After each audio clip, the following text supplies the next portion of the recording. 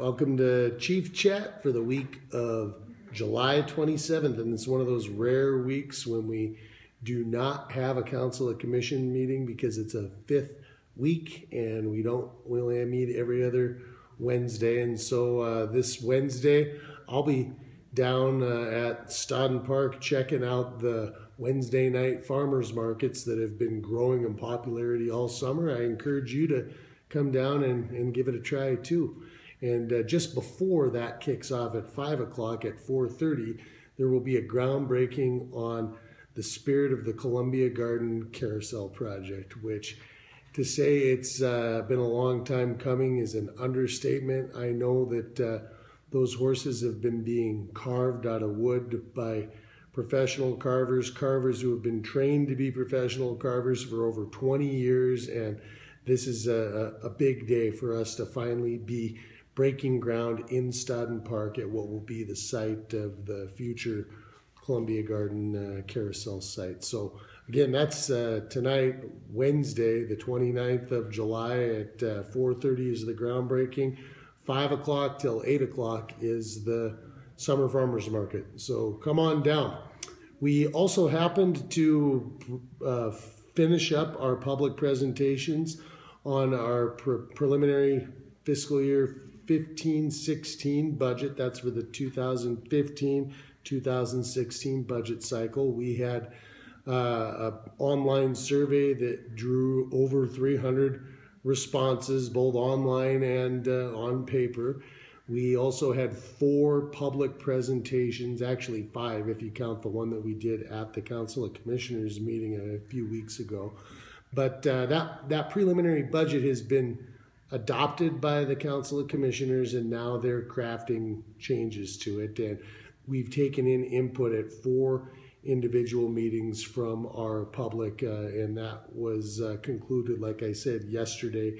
We had our last one at the Belmont Senior Center. We also had one hosted by the Butte Idea Exchange at the Butte Quarry Grand Hotel building. We also had 2 last week hosted by the Kiwanis and by our Butte Rotary Club. So thank you to our civic organizations, and thank you to all of our citizens who showed up at those presentations, who asked questions, who made comments on our survey, and gave us ideas to think about as we turn this preliminary budget into our final budget. And so that will continue along as we open the final public hearing on August 5th, which would be next Wednesday, and we expect to have our final budget resolution passed before the end of the month. So thank you for that.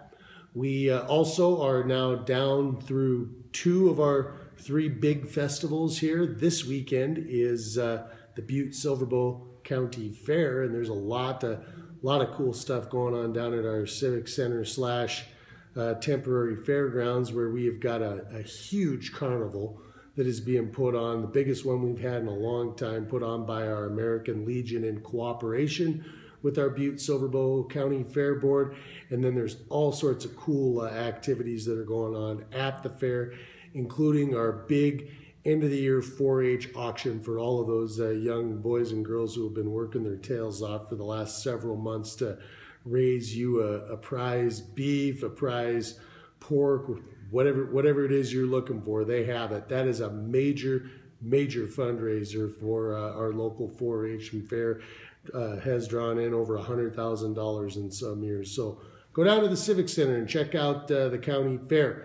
We just concluded what I can definitely attest to was one of the most edge of your seat Evel Knievel days that we have had in years past. They wrapped up the 14th consecutive Evel Knievel days, and it was a doozy. Let's just say that.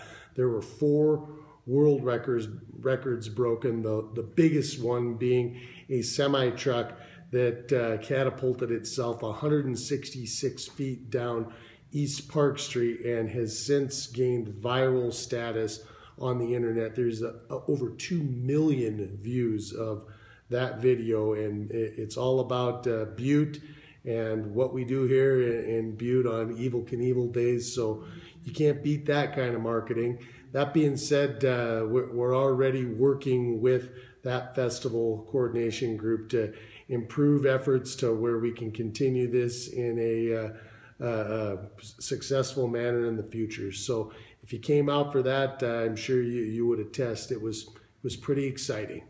And also in terms of being able to report some good news, if you recall last week during Chief Chat, we were pounding our fists a little bit over why Butte was left out of the Fish, Wildlife, and Parks forward 15 and forward listening sessions. Well, the agency did agree with us that Butte in Southwest Montana and its sportsmen and conservationists were worthy of listening to. And so this Monday, August 3rd at 6 o'clock in the Kelly Stewart Room of the Student Union Building up at Montana Tech, Fish, Wildlife, and Parks will be having a listening session where they roll out their 15 and forward initiative on what they're going to be doing as an agency for the next 10 plus years. And I expect to see all of our local sportsmen and women and conservation groups represented at that hearing. Again, that is from 6 until 9 o'clock on Monday, August 3rd at the Kelly Stewart Room in Butte.